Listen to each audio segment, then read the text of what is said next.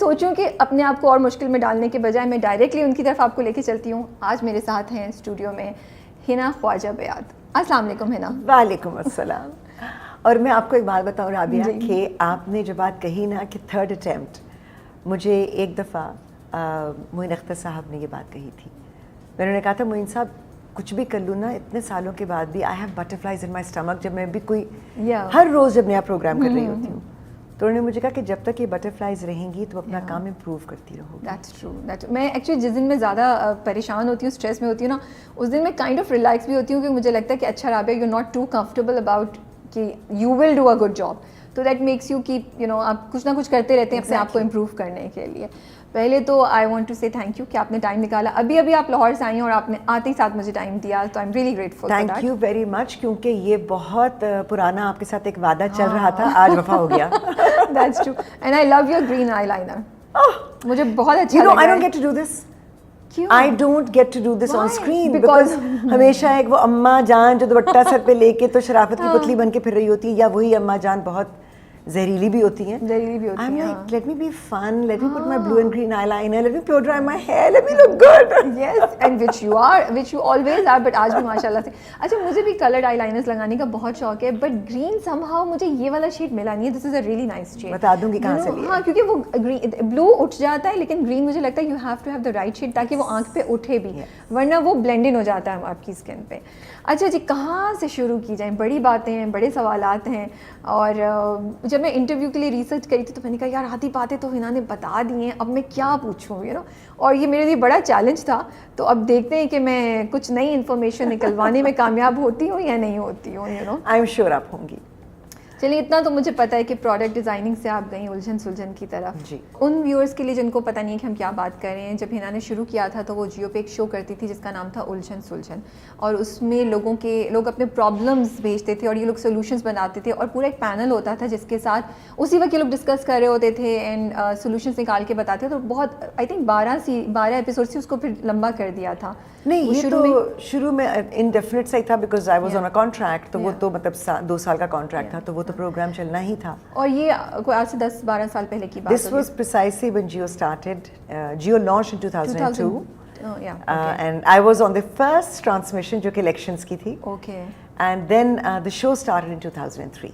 تو یہ مجھے سمجھ نہیں آئی کہ ٹھیک ہے وہ آپ کو سیما طاہر نے بولا کہ ایک انٹیریئر کا پروگرام کرتے ہیں, ڈیزائننگ کا. ایکچولی الجھن سلجھن کی طرف نہیں گئی تھی. ہاں میں یہی جاننا چاہیے. انداز اپنا was the show that I did with Seema Tahir. Okay. کیونکہ وہ پروگرام ہی تھا آن کریٹو ایکسپریشن. ہاں لیکن کریٹو ایکسپریشن سے آپ لوگوں کی الجھنیں سالو کرنے میں یہ ٹرانزیشن وہ یہ ہوا کہ جب میں نے کریٹو ایکسپریشن پہ بات کی تو لوگوں کے ذہن میں شاید کریٹو ایکسپریشن کوئی بہت ہی فریولس سی چیز ہوتی تھی. میرے لیے everything from singing and poetry and art and architecture to product design to music, جہاں پر بھی آپ اپنے آپ کو کریٹیولی ایکسپریس کرتے ہیں وہ کوئی آسان چیز نہیں ہے, مشکل کام ہے. بالکل. اور اس مشکل کام کو کرنے والے جو ہوتے ہیں وہ بڑے کمپلیکس لوگ ہوتے ہیں. So every human being has a story, every human being has something to offer جو دوسرے کے پاس نہیں ہوتی. So when I was doing that show, اس کے دوران میرا خیال ہے میں اس کریٹو کام میں وہ سیریسنس سامنے لے آئی جو لوگوں کو لگتا تھا کہ اس کام میں ہے ہی نہیں. تو اس کے بعد جب جیو شروع ہونے والا تھا, ابھی ہوا نہیں تھا launch, that is when the story about doing a programme on social issues started. تو یہ آئیڈیا کس کا تھا؟ آئیڈیا میرا نہیں تھا, آپ کو اپروچ کیا؟ یہ آئیڈیا میر ابراہیم رحمان کا تھا, who's a C E O of Jio network. اور ابراہیم سے میں نے کہا کہ یہ جو آپ مجھ سے کروانا چاہ رہے ہیں نا, میں تو اس میں پھنس جاؤں گی کیونکہ میں تو زندگی کو بہت سیریسلی لیتی ہوں اور یہ بڑے سیریس ایشوز ہیں. سو ہی سیڈ اس لیے تو میں ایسا شخص چاہیے جو سیریسلی چیزوں کو لے. سو وین آئی اسٹارٹڈ الجھن سلجھن وہ موسٹلی سائیکولوجیکل ایشوز پہ ہی تھا. لیکن وقت کے ساتھ ساتھ مجھے احساس ہوا جتنا کام کرتی گئی اور ریسرچ ہوتی رہی اور ایک انڈیویجول سے ہم ملتے تھے یا بات کرتے تھے, 6-8 مہینے اس کو فالو کرتے تھے, اس کے پرابلم کو سمجھتے تھے. کیونکہ ضروری نہیں کہ جو کہہ رہا ہے کہ میں وکٹم ہوں وہ وکٹم ہے. وہ اتنی ریسرچ لگتی تھی 6-8 مہینے, دیٹس کافی کم منیمم. تو الجھن سلجھن پھر پھیل کر جیو حنا کے ساتھ بن گیا تھا. کیونکہ ہم نے کہا مسئلے مسائل تو ہیں, ہم سولوشنز بھی پریزنٹ کر رہے ہیں, لیکن ہمیں ایسے لوگ اور ایسی چیزیں سامنے لے کر آنی ہیں جو موٹیویشنل ہوں. صحیح بات ہے, کیونکہ جیو پر جینا بھی تھا نا.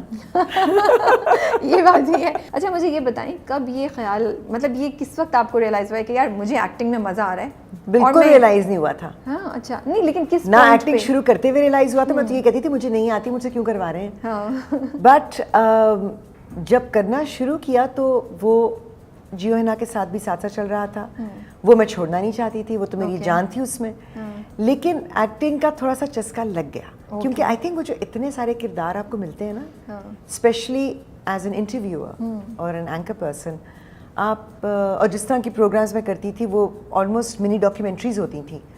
تو ان جگہوں پہ جانا, ان لوگوں کو دیکھنا, ان کو آبزرو کرنا, ان کی سائیکی کو سمجھنا, وہ کردار کہیں اندر رہ جاتے ہیں آپ کے ساتھ. اٹھا لیا آپ نے کچھ نہ کچھ وہاں سے, کچھ نہ کچھ آپ کو لائک آپ کو ایک انڈرسٹینڈنگ, اگر آپ نے وہ چھاپ نہیں رہے آپ, لیکن وہ انڈرسٹینڈنگ ضرور ہے. میں کہتی تھی کہ نہیں یہ عورت ایسا سوچ ہی نہیں سکتی, ایسی عورتیں تو یوں کرتی ہی نہیں ہیں, ایسی عورتیں تو. مجھے کہا کہ آپ کو کیسے پتا ہے؟ میں نے کہا میں نے ایسی بہت عورتیں دیکھی ہوئی ہیں. آپ کا تو آن گراؤنڈ ایکسپیرینس تھا. تو آئی تھنک اس کی وجہ سے ایکٹنگ کا مزہ بہت آیا. تو کیونکہ مجھے نا ایک چیز بڑی انکویزیٹیو میں ہو رہی تھی کہ آپ نے کلاس 4 میں لکھا تھا ایسے میں کہ I want to make a difference. پھر فیملی سے بھی بیک گراؤنڈ میں بھی مطلب ماشاء اللہ سے امی کو بھی دیکھا, ابو کو بھی دیکھا.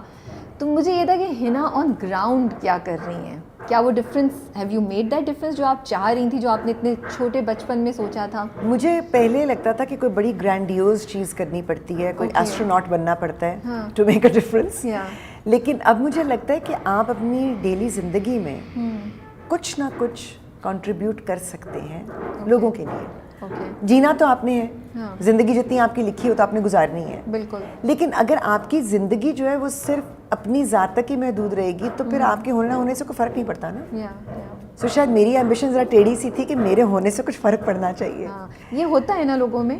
I don't know. I just felt کہ it's a useless life اگر وہ کسی کے کام نہیں آتی تو. سو میں کوئی بہت بڑے بڑے دعوے نہیں کرتی ہوں, لیکن آئی فیل کہ اگر آپ کسی کی تکلیف میں اس کا احساس کر لیں. مجھے الجھن سلجھن سے اور جیو ہنا کے ساتھ سے بہت سیٹسفیکشن. مجھے واقعی لگا کہ میں لوگوں کی زندگیوں میں کوئی پازیٹیو, کوئی مثبت چینج لے کر آ رہی ہوں. اگر میں ان کے لیے کچھ بھی نہیں کر سکتی, میں انہیں گلے لگا کے رو تو سکتی ہوں. صحیح بات ہے. میں ان کو پیار تو دے سکتی ہوں. اگر وہ اتنے مجبور ہیں کہ وہ کچھ بھی میں ان کے لیے نہیں کر سکتی, میں ان کے لیے دعا تو کر سکتی ہوں. بالکل. تو وہاں مجھے بہت سیٹسفیکشن ہوتی تھی. ابھی بھی وہ لوگ مجھ سے, بہت سارے لوگ ان ٹچ ہیں. اچھا ماشاءاللہ. نمبرز بھی ان کے میرے پاس ہے, میرا ان کے پاس ہے. دے ای میل می, دے سینڈ می میسیجز اور میسنجر. کوئی خوشی ہوتی ہے ان کی زندگی میں تو بھی بتاتے ہیں, کوئی دکھ یا تکلیف ہوتی ہے تو کچھ ایڈوائس چاہیے ہوتی ہے تو بھی میسج کر دیتے ہیں. تو مجھے لگتا ہے کہ وہ سلسلہ ابھی بھی ہے. اور وہ لوگ جو پروگرام میں شامل ہوتے تھے اس کے علاوہ ہر ایشو جو ہم ڈسکس کرتے تھے اس کے پیچھے پوری فائلز ہوتی تھیں ایسے کیسز کی جو ہم آن ایئر نہیں کرتے تھے. لیکن آپ ان ٹچ ہوتی تھیں, مگر ان ٹچ ہوتے تھے. تو آئی تھنک کہ وہ چیز, ہاں مجھے لگتا ہے کہ فرق پڑتا ہے. اگر آج بھی, کیونکہ اس کووڈ کی سچویشن میں ہماری ایکٹرز باڈی ہے ایکٹ کے نام سے, actors collective trust. I am founder member in on the board of trustees. تو جہاں میں نے ایس او پیز ڈرافٹ کی فار دی انڈسٹری کہ ہم کام دوبارہ شروع کر سکیں, اس کے پیچھے بھی ایک موٹیویشن تھی کہ چلیں ہم لوگ شاید 6 مہینے گھر بیٹھ جائیں. وہ ہماری فریٹرنٹی کے ہمارے کولیگز جو ڈیلی ویجز پہ کام کرتے ہیں وہ کیسے گھر بیٹھیں گے. صحیح بات ہے. تو ہمیں راستہ نکالنا ہے. تو آئی تھنک یہ چھوٹی چھوٹی چیزیں ہوتی ہیں, وہ احساس ہوتا ہے, that makes a difference. I am sorry کہ میں نے اگر آپ کو کارنر کیا, بٹ مجھے بڑا اچھا لگ رہا ہے کیونکہ آپ یہ مجھے بتا رہی ہو, میرے لیے بڑا لرننگ ایکسپیرینس ہے. آپ مجھے ہر سوال کر سکتی ہیں کیونکہ میں جواب دوں. ہاں نہیں ایسا نہیں ہے, بٹ میں صرف یہ, بیکاز آپ نے بالکل صحیح بولا. ہم کہتے ہیں یار جا کے کوئی ہاسپٹل کھول لو یا ایسٹروناٹ بن جاؤ یا جنگ لڑ لو تو پھر ہی آپ نے دنیا کے لیے کچھ کیا. بٹ آپ نے کتنی اچھی بات بولی کہ آپ نے ایس او پیز کیے تاکہ انڈسٹری میں کام دوبارہ اسٹارٹ ہو جائے. اب اسی سے مجھے اچھا 2-3 سوال ایک ساتھ دماغ میں آ رہے ہیں. سو سر اس پہ ہم دوبارہ آتے ہیں. اب مجھے بتائیں, یہ ایکٹرز آپ کے جو associate, what do you call it? Actors collective trust. Actors collective trust, یہ ہے کیا؟ یہ میں پڑھ بھی رہی تھی تو میں یہ پوچھنا چاہ رہی تھی, اس کا رول کیا ہے اور آپ کو لگتا ہے کہ یہ افیکٹو ہے, اور اگر افیکٹو نہیں ہے تو اس میں کیا رکاوٹیں ہیں؟ ابھی تک پاکستان میں کوئی ایسی آرگنائزیشن یا ایسوسیشن نہیں تھی جو کہ اداکاروں کو یا فنکاروں کو ریپرزینٹ کرے. اور بہت دکھ کی بات ہوتی ہے کہ اگر میں ایون نادرا کے آفس جاتی ہوں اور اگر میرا انہوں نے ڈیٹیلز اپلوڈ کرنی ہے تو ایک تو میں انڈسٹریل ڈیزائنر ہوں, وہ مجھے کہتے ہیں آپ کو کہاں ڈالیں, مطلب آپ آرکیٹیکٹ ہیں, نہیں. آپ انجینئر ہیں, نہیں. تو وہ شعبہ ہی خالی ہے. اچھا پوسٹ گریجویشن میں ڈال دیں, میں کہتی ہوں ڈال دیں. پھر میرا پروفیشن, آپ ایک اداکار ہیں, آپ کو ہم کہاں ڈالیں, کیونکہ اداکاروں کو آپ ریکگنائز ہی نہیں کرتے. اتنی حیرت کی بات ہے کہ جو ملک آپ کو, آپ اداکار آپ کی پہچان ہوتے ہیں, فنکار آپ کی پہچان ہوتے ہیں ملک سے باہر, بالکل, اور یہاں پر آپ ریکگنائز ہی نہیں ہے کہ یہ ایک پروفیشن ہے. ہم ٹیکس پیئرز ہیں سب کے سب. ہمارا چیک ہمیں تب ملتا ہے جب ٹیکس پے ہو جاتا ہے, ٹیکس ریڈکشن کے بعد پیمنٹ ہوتی ہے, اور ہمیں ہی آپ ریکگنائز نہیں کرتے. تو پھر کیا کیا آپ لوگوں نے؟ تو ہم لوگوں نے بہت سالوں کی محنت کے بعد اپنے آپ کو رجسٹر کروایا ہے ایز این ایسوسیشن, اور کیونکہ یہ گورنمنٹ ریکگنائز باڈی ہے تو پہلی بار گورنمنٹ نے ریکگنائز کیا کہ ہاں یہ پروفیشنلز ہیں, یہ کام کرتے ہیں اور یہ کنٹریبیوٹ کرتے ہیں, یہ ٹیکس پیئرز ہیں. سو ایک تو وہ چیز ہوئی. آپ اکاؤنٹ نہیں کھول سکتے تھے بینک میں, ریئلی آپ کو ڈیبٹ کارڈ نہیں ملتا تھا, آپ کو یہ دکھانا پڑتا ہے کہ آپ کی سیلری کہاں سے آتی ہے. اب ہم سیلریڈ لوگ نہیں, ہم کانٹریکچوئل لوگ ہیں. تو اب وہ فیسلٹیز, میں تو کبھی سوچا بھی نہیں اس چیز کا. You are right. آپ جیو یا اے آر وائی یا ہم کے سیلری تو نہیں, آپ کو تو پروجیکٹ تو ہے نہیں, نہ پروڈکشن ہاؤس کی سیلری. ایگزیکٹلی. اوکے. تو یہ چھوٹی چھوٹی چیزیں تھیں, یہ بہت بڑے مسائل تھے. تو اب اگر ہمارا ایکٹ کا اکاؤنٹ ہے ود اے سرٹن بینک, تو اب وہ بینک مجھے کیسے کہہ سکتا ہے کہ ہم کسی ایکٹر کا اکاؤنٹ نہیں کھولیں گے یا اس کو ڈیبٹ کارڈ نہیں دیں گے.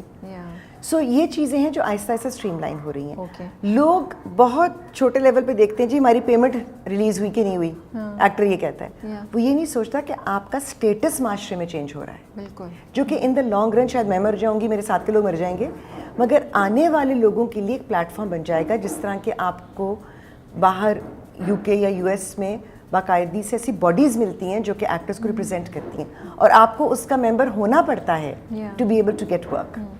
بٹ ادر دین دیٹ, آپ کو لگتا ہے کہ انٹرٹینمنٹ انڈسٹری میں کوئی مطلب آپ لوگوں کی سے ہے, اور اگر نہیں ہے تو اس کو کیسے کرایا جائے؟ بیکاز مجھے لگتا ہے کہ اس انڈسٹری میں یہ چیز مسنگ ہے.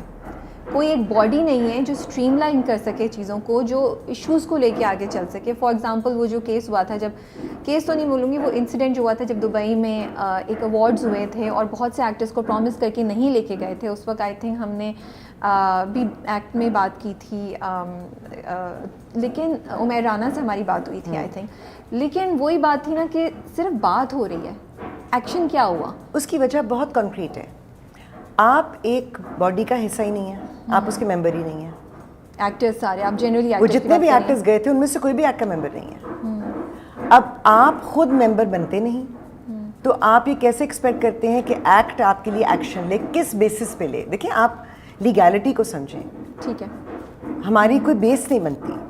ہاں ایکٹ کا کوئی ممبر اگر اس کے ساتھ زیادتی ہوتی ہے تو ہمارے پاس کانسٹیٹیوشنلی ایک جگہ بنتی ہے کہ ہم اس کے لیے کیس بھی لڑ سکتے ہیں, اس کے لیے کیس فائل بھی کر سکتے ہیں. نہ ان لوگوں نے ہم سے رجوع کیا کہ جی ہمارے ساتھ ہی زیادتی ہوئی ہے, تو اب ہم خدائی فوجدار تو نہیں ہے نا. نہیں, میں ایک ایگزامپل دے رہی ہوں. آن دا سیم نوٹ, جہاں پر کسی ایکٹر کے ساتھ کوئی زیادتی ہوئی ہے, کسی پروڈیوسر نے اس کے پیمنٹ نہیں کی ہے, یا کانٹریکٹ کر کے ان کے ساتھ کانٹریکٹ کے اوپر انہوں نے بیک آؤٹ کر گئے ہیں, وہاں ایکٹ نے اپنا رول پلے کیا ہے. ہم نے لوگوں کی پیمنٹس بھی ریلیز کروائی ہیں.